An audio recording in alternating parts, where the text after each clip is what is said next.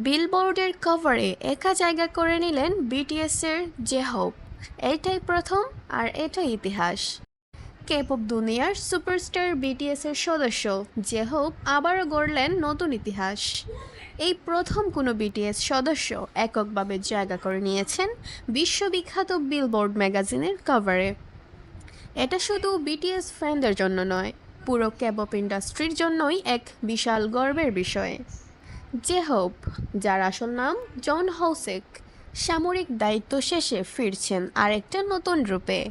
মাত্র কিছুদিন আগেই তিনি প্রকাশ করেছেন দুটি চমৎকার সিঙ্গেল, সুইট ড্রিমস, যেখানে তার সঙ্গে ছিলেন আমেরিকান গায়ক মেগল, এবং মোনালিসা, যা মুক্তি পেয়েছে মার্চের 21 তারিখে।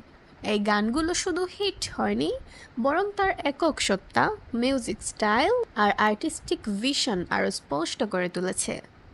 এখানেই শেষ নয়, ফেব্রুয়ারি মাসে শুরু হওয়া তার প্রথম একক বিশ্ব tour hope on the stage এখনও চলছে পুরো এশিয়া জুড়ে।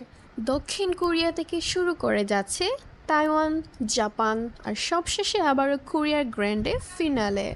বিলবোর্ড কভারে জায়গা পাওয়ার পর তিনি নিজেই বলেছেন, এটা আমার জীবনের একটি মাইলস্টোন, আমি এটা চিরকাল লালন করব।